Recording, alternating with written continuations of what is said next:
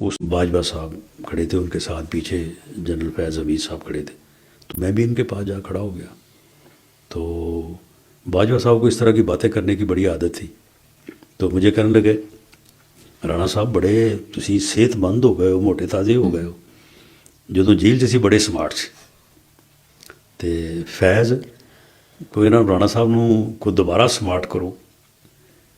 तो मैंने फिर उनसे कहा, मैंने कहा कि बाजवा साहब तुसी ਜਿਹੜਾ ਮੇਰੇ ਤੇ ਮੁਕੱਦਮਾ ਬਣਾਇਆ है ना,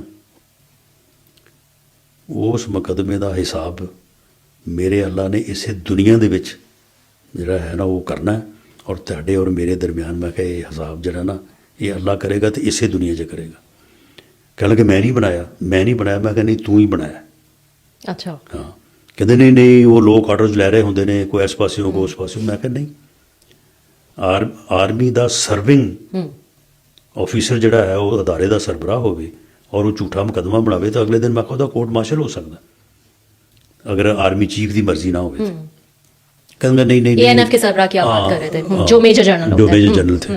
तो कहने लगे नहीं नहीं नहीं राणा साहब वो ये होता है वो होता है उतनी। और ये भी गलत है कि बाजवा साहब ये कहें कि जी वो कहीं और से ऑर्डर ले रहा था। तो कहाँ से ऑर्डर ले रहा था भैया? आपका वो ऑफिसर है, सर्विंग है, ये कैसे हो सकता है कि वो आपको एतमाद में लिए बगैर अगर वो इतना बड़ा मुकदमा बनाए और आप उसके साथ शामिल ना हो तो अगले दिन उसका कोर्ट मार्शल हो सकता है।